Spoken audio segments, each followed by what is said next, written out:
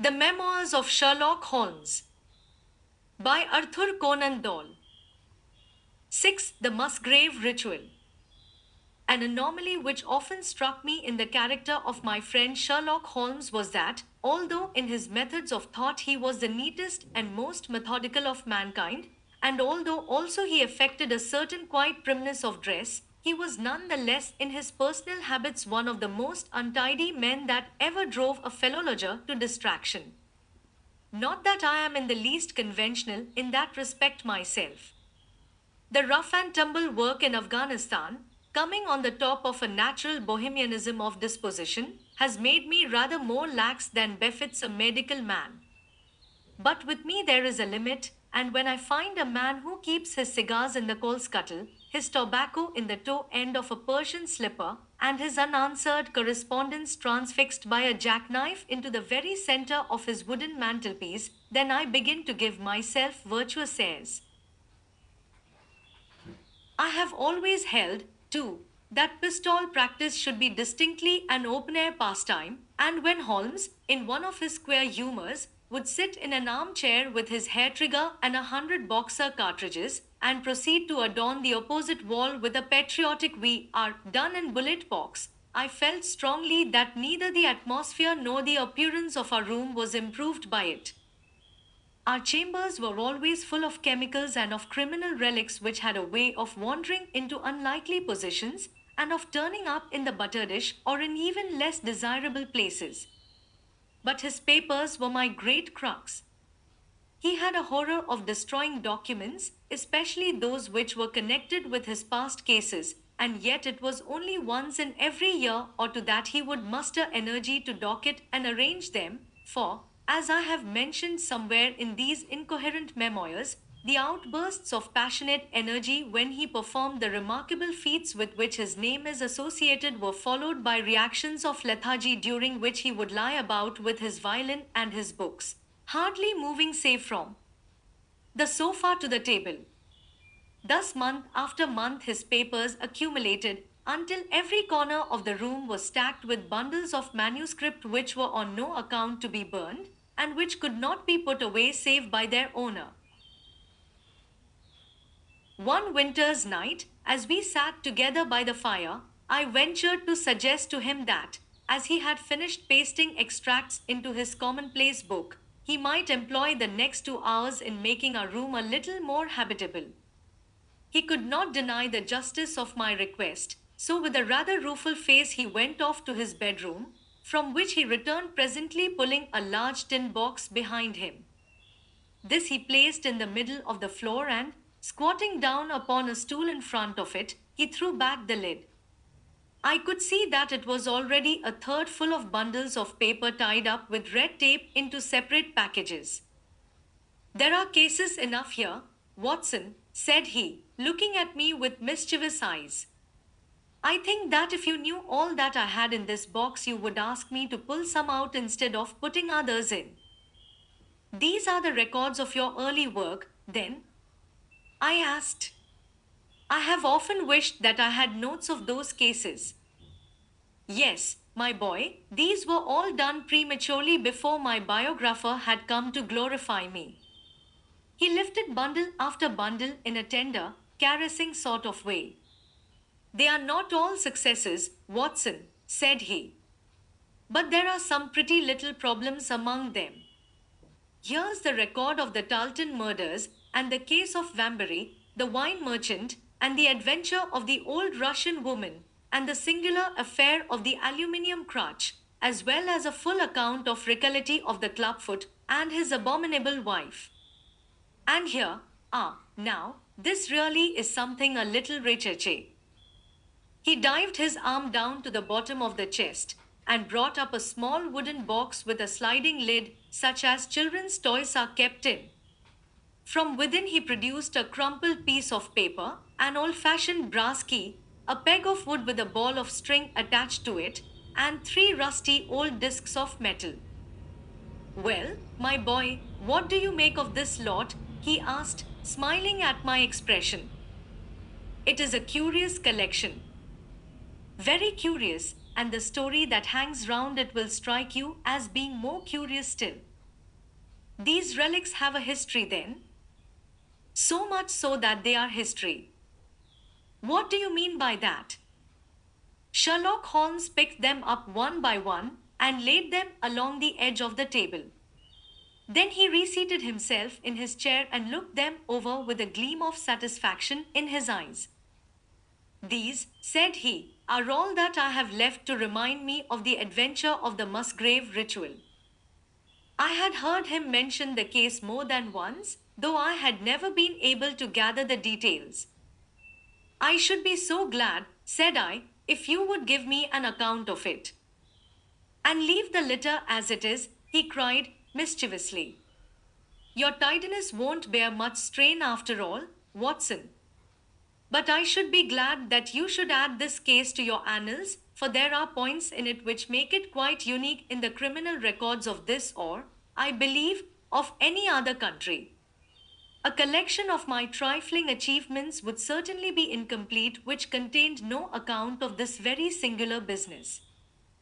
You may remember how the affair of the Glorious Scot and my conversation with the unhappy man whose fate I told you of first turned my attention in the direction of the profession which has become my life's work.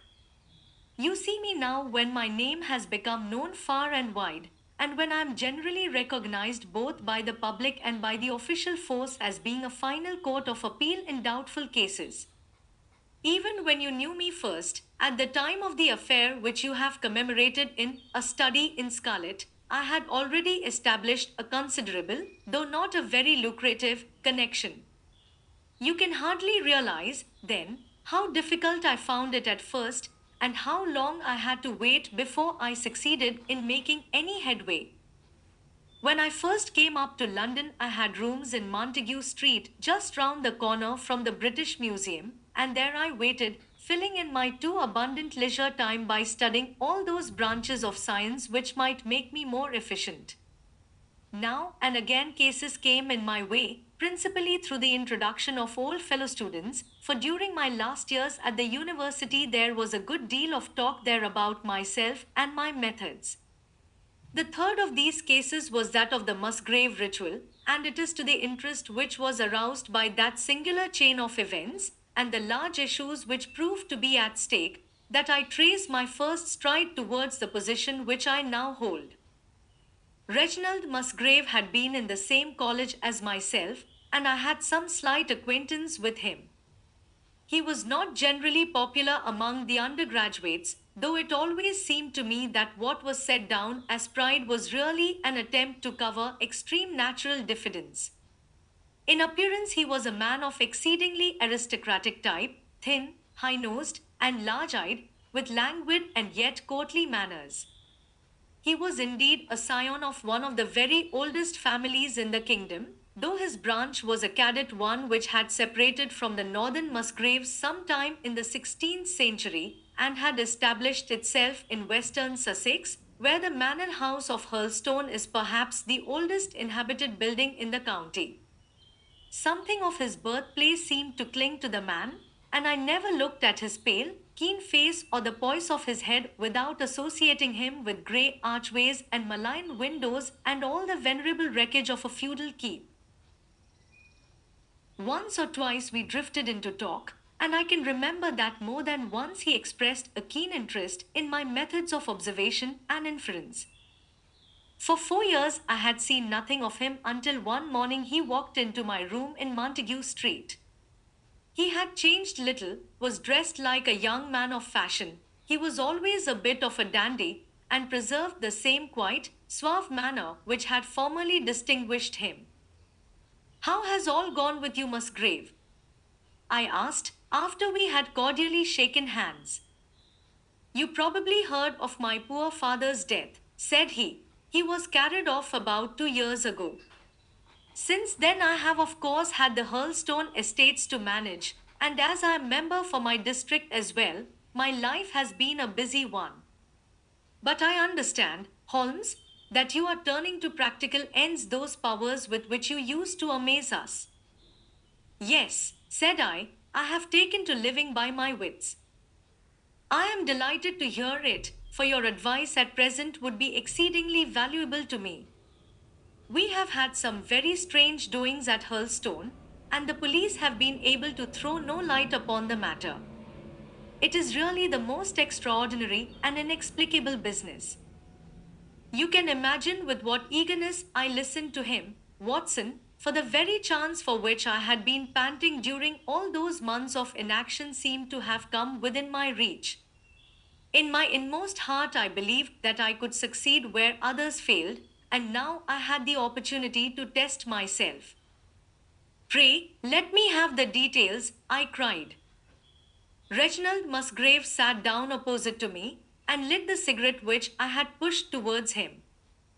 You must know, said he, that though I am a bachelor, I have to keep up a considerable staff of servants at Hurlstone, for it is a rambling old place and takes a good deal of looking after. I preserve, too, and in the pheasant months I usually have a house party, so that it would not do to be short-handed. Altogether there are 8 maids, the cook, the butler, 2 footmen, and a boy. The garden and the stables of course have a separate staff. Of these servants the one who had been longest in our service was Brunton the butler. He was a young schoolmaster out of place when he was first taken up by my father, but he was a man of great energy and character, and he soon became quite invaluable in the household. He was a well-grown, handsome man with a splendid forehead, and though he has been with us for 20 years, he cannot be more than 40 now. With his personal advantages and his extraordinary gifts, for he can speak several languages and play nearly every musical instrument, it is wonderful that he should have been satisfied so long in such a position, but I suppose that he was comfortable and lacked energy to make any change. The butler of Hurlstone is always a thing that is remembered by all who visit us. But this paragon has one fault. He is a bit of a Don Juan, and you can imagine that for a man like him it is not a very difficult part to play in a quiet country district. When he was married it was all right, but since he has been a widower we have had no end of trouble with him. A few months ago we were in hopes that he was about to settle down again, for he became engaged to Rachel Howells, our second housemaid, but he has thrown her over since then and taken up with Janet Tregellis, the daughter of the head gamekeeper.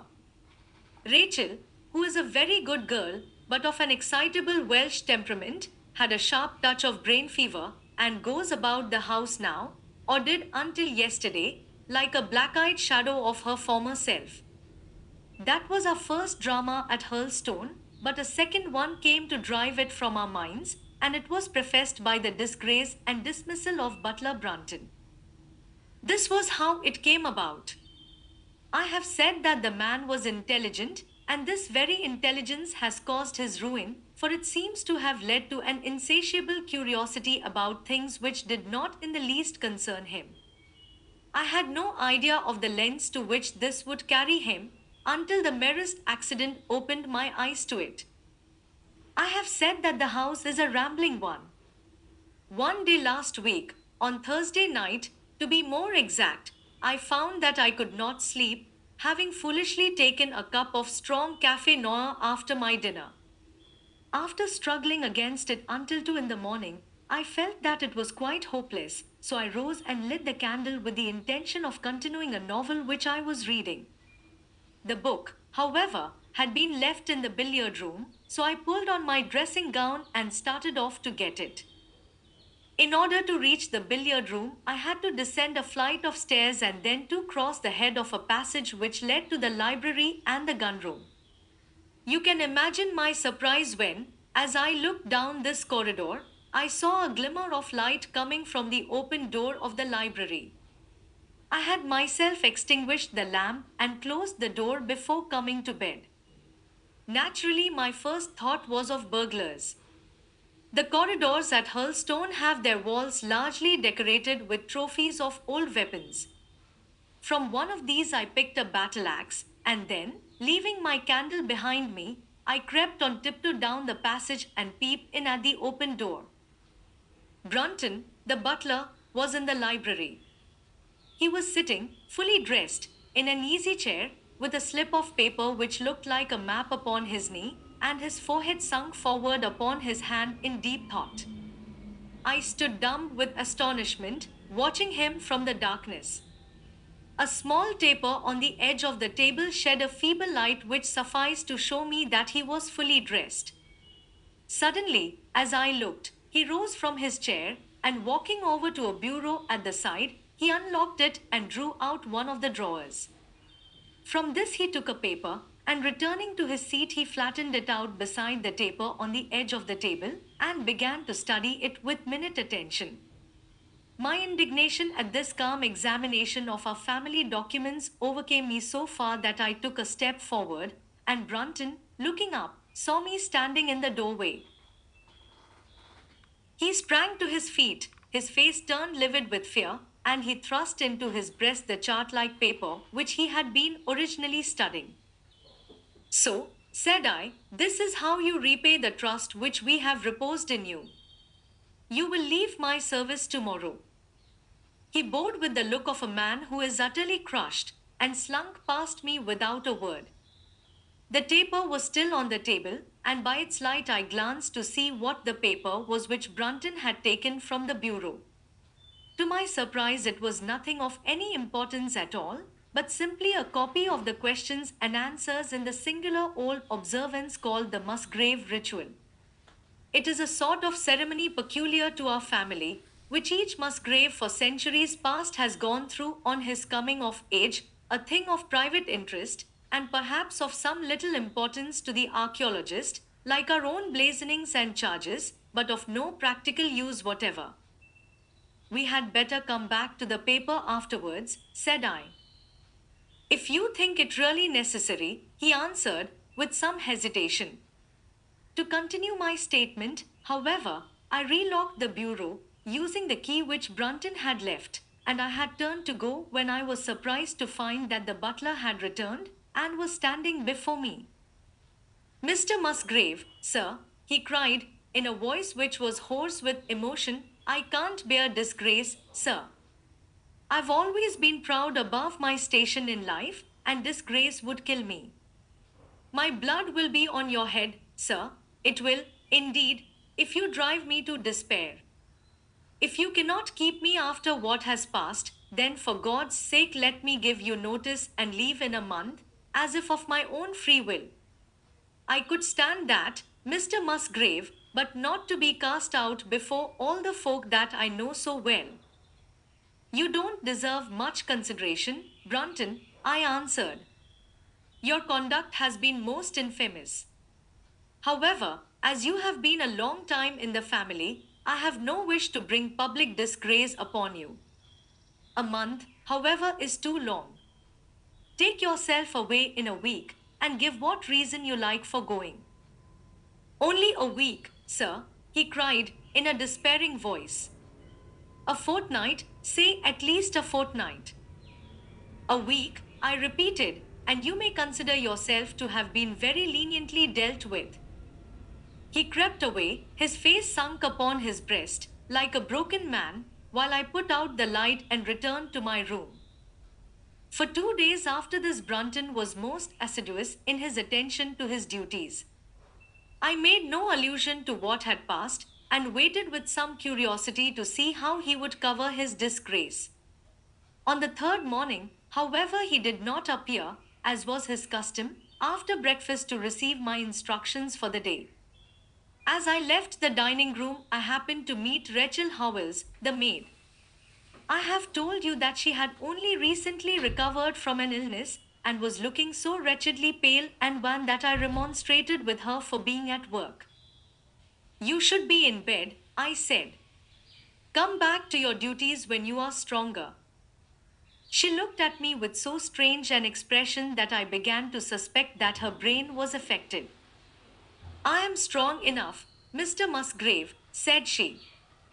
We will see what the doctor says, I answered. You must stop work now, and when you go downstairs just say that I wish to see Brunton.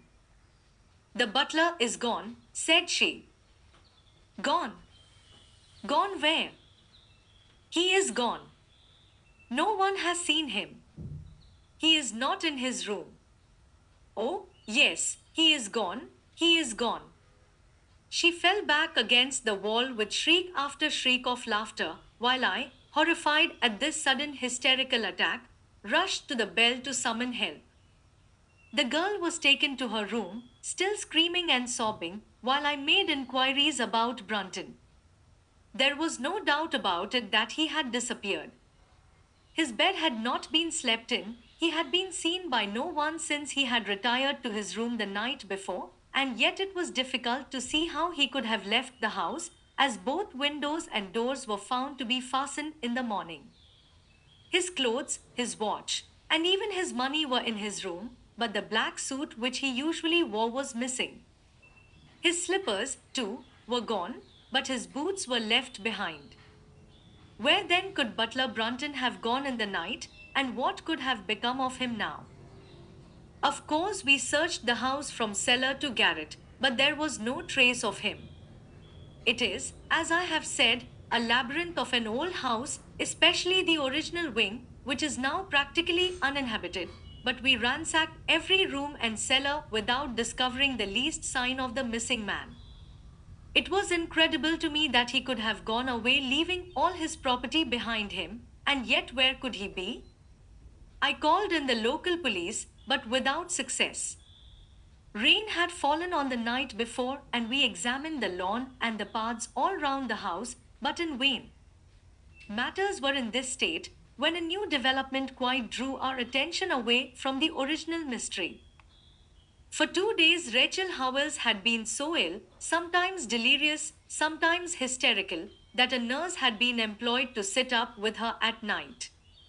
On the third night after Brunton's disappearance, the nurse, finding her patient sleeping nicely, had dropped into a nap in the armchair when she woke in the early morning to find the bed empty, the window open, and no signs of the invalid.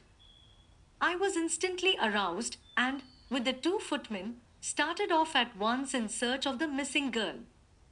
It was not difficult to tell the direction which she had taken, for, starting from under her window, we could follow her footmarks easily across the lawn to the edge of the mere, where they vanished close to the gravel path which leads out of the grounds. The lake there is 8 feet deep, and you can imagine our feelings when we saw that the trail of the poor demented girl came to an end at the edge of it. Of course, we had the drags at once and set to work to recover the remains, but no trace of the body could we find. On the other hand, we brought to the surface an object of a most unexpected kind. It was a linen bag which contained within it a mass of old rusted and discolored metal and several dull-colored pieces of pebble or glass. This strange find was all that we could get from the mere, and, although we made every possible search and inquiry yesterday, we know nothing of the fate either of Rachel Howells or of Richard Brunton. The county police are at their wits' end, and I have come up to you as a last resource. You can imagine, Watson, with what eagerness I listened to this extraordinary sequence of events and endeavored to piece them together and to devise some common thread upon which they might all hang. The butler was gone. The maid was gone. The maid had loved the butler, but had afterwards had cause to hate him. She was of Welsh blood, fiery and passionate. She had been terribly excited immediately after his disappearance. She had flung into the lake a bag containing some curious contents. These were all factors which had to be taken into consideration, and yet none of them got quite to the heart of the matter. What was the starting point of this chain of events? There lay the end of this tangled line.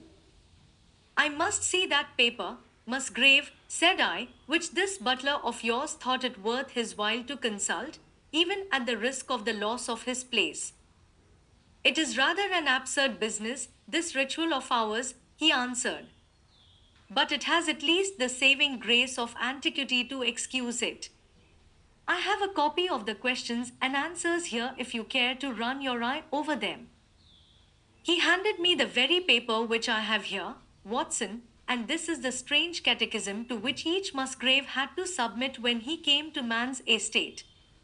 I will read you the questions and answers as they stand. Whose Whose was it? His who is gone. Who shall have it? He who will come. Where was the sun? Over the oak. Where was the shadow? Under the elm. How was it stepped? North by 10 and by 10, east by 5 and by 5, south by 2 and by 2, west by 1 and by 1, and so under. What shall we give for it? All that is ours. Why should we give it? For the sake of the trust. The original has no date, but is in the spelling of the middle of the 17th century, remarked Musgrave. I am afraid, however, that it can be of little help to you in solving this mystery. At least, said I, it gives us another mystery, and one which is even more interesting than the first. It may be that the solution of the one may prove to be the solution of the other. You will excuse me, Musgrave, if I say that your butler appears to me to have been a very clever man, and to have had a clearer insight than 10 generations of his masters. I hardly follow you, said Musgrave. The paper seems to me to be of no practical importance. But to me it seems immensely practical, and I fancy that Brunton took the same view. He had probably seen it before that night on which you caught him. It is very possible. We took no pains to hide it. He simply wished, I should imagine, to refresh his memory upon that last occasion. He had, as I understand, some sort of map or chart which he was comparing with the manuscript, and which he thrust into his pocket when you appeared. That is true. But what could he have to do with this old family custom of ours, and what does this rigmarole mean? I don't think that we should have much difficulty in determining that, said I. With your permission, we will take the first train down to Sussex and go a little more deeply into the matter upon the spot. The same afternoon saw us both at Hurlstone. Possibly you have seen pictures and read descriptions of the famous old building, so I will confine my account of it to saying that it is built in the shape of an L, the long arm being the more modern portion, and the shorter the ancient nucleus from which the other had developed. Over the low, heavily linteled door, in the center of this old part, is chiseled the date, 1607, but experts are agreed that the beams and stonework are really much older than this. The enormously thick walls and tiny windows of this part had in the last century driven the family into building the new wing, and the old one was used now as a storehouse and a cellar when it was used at all. A splendid park with fine old timber surrounds the house, and the lake, to which my client had referred, lay close to the avenue, about 200 yards from the building. I was already firmly convinced, Watson, that there were not 3 separate mysteries here, but one only, and that if I could read the Musgrave Ritual aright, I should hold in my hand the clue which would lead me to the truth concerning both the butler Brunton and the maid Howells. To that then I turn all my energies. Why should this servant be so anxious to master this old formula? Evidently because he saw something in it which had escaped all those generations of country squires, and from which he expected some personal advantage. What was it then, and how had it affected his fate? It was perfectly obvious to me, on reading the ritual, that the measurements must refer to some spot to which the rest of the document alluded, and that if we could find that spot, we should be in a fair way towards finding what the secret was which the old Musgraves had thought it necessary to embalm in so curious a fashion. There were 2 guides given us to start with, an oak and an elm. As to the oak, there could be no question at all. Right in front of the house, upon the left-hand side of the drive, there stood a patriarch among oaks, one of the most magnificent trees that I have ever seen. That was there when your ritual was drawn up, said I, as we drove past it. It was there at the Norman Conquest in all probability, he answered. It has a girth of 23 feet. Have you any old elms? I asked. There used to be a very old one over yonder, but it was struck by lightning 10 years ago, and we cut down the stump. You can see where it used to be. Oh, yes. There are no other elms? No old ones, but plenty of beeches. I should like to see where it grew. We had driven up in a dog cart, and my client led me away at once, without our entering the house, to the scar on the lawn where the elm had stood. It was nearly midway between the oak and the house. My investigation seemed to be progressing.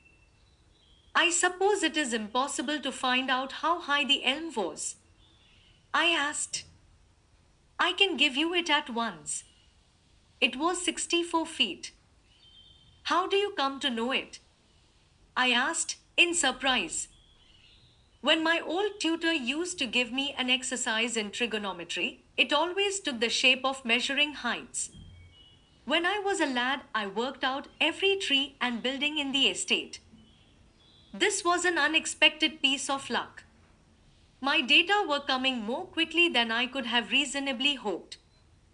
Tell me, I asked, did your butler ever ask you such a question?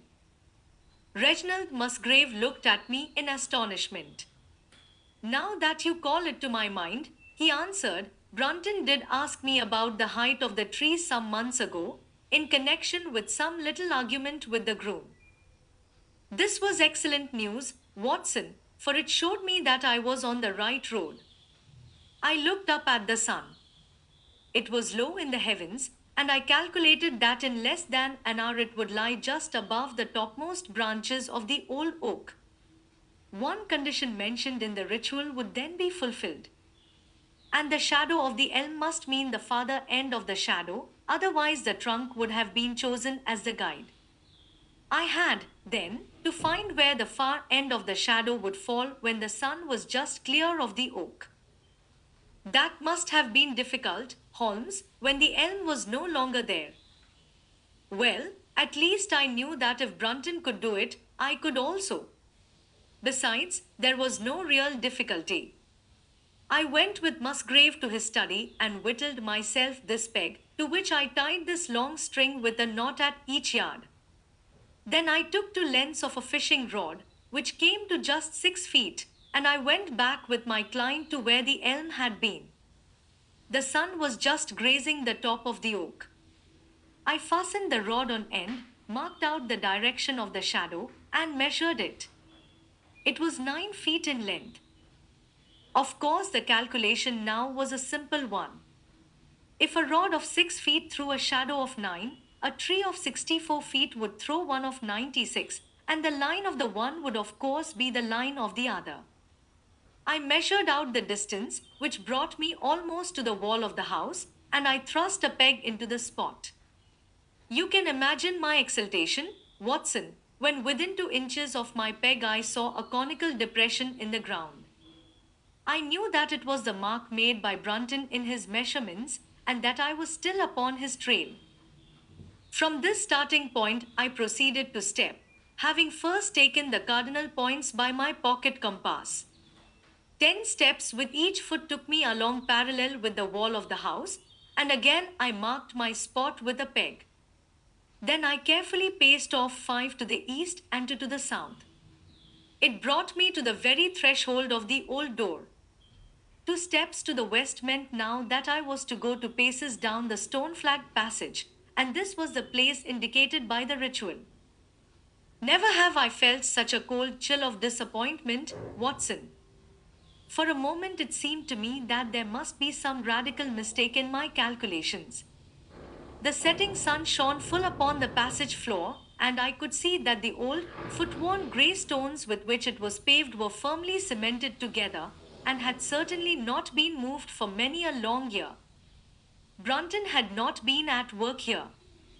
I tapped upon the floor, but it sounded the same all over, and there was no sign of any crack or crevice. But, fortunately, Musgrave, who had begun to appreciate the meaning of my proceedings, and who was now as excited as myself, took out his manuscript to check my calculation. "And under," he cried. "You have omitted the 'and under.' I had thought that it meant that we were to dig, but now, of course, I saw at once that I was wrong. There is a cellar under this then, I cried. Yes, and as old as the house. Down here, through this door. We went down a winding stone stair, and my companion, striking a match, lit a large lantern which stood on a barrel in the corner. In an instant, it was obvious that we had at last come upon the true place, and that we had not been the only people to visit the spot recently. It had been used for the storage of wood, but the billets, which had evidently been littered over the floor, were now piled at the sides so as to leave a clear space in the middle. In this space lay a large and heavy flagstone with a rusted iron ring in the center to which a thick shepherd's check muffler was attached. By Jove, cried my client. That's Brunton's muffler. I have seen it on him and could swear to it. What has the villain been doing here? At my suggestion, a couple of the county police were summoned to be present, and I then endeavored to raise the stone by pulling on the cravat. I could only move it slightly, and it was with the aid of one of the constables that I succeeded at last in carrying it to one side. A black hole yawned beneath into which we all peered, while Musgrave, kneeling at the side, pushed down the lantern. A small chamber about 7 feet deep and 4 feet square lay open to us. At one side of this was a squat, brass-bound wooden box, the lid of which was hinged upwards, with this curious old-fashioned key projecting from the lock. It was furred outside by a thick layer of dust, and damp and worms had eaten through the wood, so that a crop of livid fungi was growing on the inside of it. Several discs of metal, old coins apparently, such as I hold here, were scattered over the bottom of the box, but it contained nothing else. At the moment, however, we had no thought for the old chest, for our eyes were riveted upon that which crouched beside it. It was the figure of a man, clad in a suit of black, who squatted down upon his hands with his forehead sunk upon the edge of the box and his two arms thrown out on each side of it. The attitude had drawn all the stagnant blood to the face, and no man could have recognized that distorted liver-colored countenance, but his height, his dress, and his hair were all sufficient to show my client, when we had drawn the body up, that it was indeed his missing butler. He had been dead some days, but there was no wound or bruise upon his person to show how he had met his dreadful end. When his body had been carried from the cellar, we found ourselves still confronted with a problem which was almost as formidable as that with which we had started. I confess that so far, Watson, I had been disappointed in my investigation. I had reckoned upon solving the matter when once I had found the place referred to in the ritual, but now I was there, and was apparently as far as ever from knowing what it was which the family had concealed with such elaborate precautions. It is true that I had thrown a light upon the fate of Brunton, but now I had to ascertain how that fate had come upon him, and what part had been played in the matter by the woman who had disappeared. I sat down upon a keg in the corner and thought the whole matter carefully over. You know my methods in such cases, Watson. I put myself in the man's place and, having first gauged his intelligence, I try to imagine how I should myself have proceeded under the same circumstances. In this case, the matter was simplified by Brunton's intelligence being quite first-rate, so that it was unnecessary to make any allowance for the personal equation, as the astronomers have dubbed it. He knew that something valuable was concealed. He had spotted the place. He found that the stone which covered it was just too heavy for a man to move unaided. What would he do next? He could not get help from outside, even if he had someone whom he could trust, without the unbarring of doors and considerable risk of detection. It was better, if he could, to have his helpmate inside the house. But whom could he ask? This girl had been devoted to him. A man always finds it hard to realize that he may have finally lost a woman's love, however badly he may have treated her. He would try by a few attentions to make his peace with the girl Howells and then would engage her as his accomplice. Together they would come at night to the cellar, and their united force would suffice to raise the stone. So far, I could follow their actions as if I had actually seen them. But for two of them, and one a woman, it must have been heavy work the raising of that stone. A burly Sussex policeman, and I had found it no light job. What would they do to assist them? Probably what I should have done myself. I rose and examined carefully the different billets of wood which were scattered round the floor. Almost at once I came upon what I expected. One piece, about 3 feet in length, had a very marked indentation at one end, while several were flattened at the sides as if they had been compressed by some considerable weight. Evidently, as they had dragged the stone up, they had thrust the chunks of wood into the chink, until at last, when the opening was large enough to crawl through, they would hold it open by a billet placed lengthwise, which might very well become indented at the lower end, since the whole weight of the stone would press it down onto the edge of this other slab. So far, I was still on safe ground. And now, how was I to proceed to reconstruct this midnight drama? Clearly, only one could fit into the hole, and that one was Brunton. The girl must have waited above. Brunton then unlocked the box, handed up the contents presumably, since they were not to be found, and then what happened? What smouldering fire of vengeance had suddenly sprung into flame in this passionate Celtic woman's soul when she saw the man who had wronged her, perhaps, far more than we suspected, in her power? Was it a chance that the wood had slipped, and that the stone had shut Brunton into what had become his sepulchre? Had she only been guilty of silence as to his fate? Or had some sudden blow from her hand dashed the support away and sent the slab crashing down into its place? Be that as it might, I seemed to see that woman's figure still clutching at her treasure trove and flying wildly up the winding stair, with her ears ringing perhaps with the muffled screams from behind her and with the drumming of frenzied hands against the slab of stone which was choking her faithless lover's life out. Here was the secret of her blanched face, her shaken nerves, her peals of hysterical laughter on the next morning. But what had been in the box? What had she done with that? Of course, it must have been the old metal and pebbles which my client had dragged from the mere.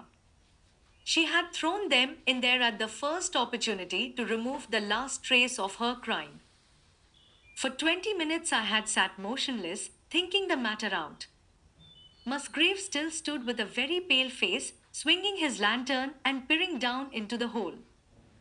"These are coins of Charles I," said he, holding out the few which had been in the box. "You see, we were right in fixing our date for the ritual." "We may find something else of Charles I," I cried, as the probable meaning of the first two questions of the ritual broke suddenly upon me. "Let me see the contents of the bag which you fished from the mere." We ascended to his study, and he laid the debris before me.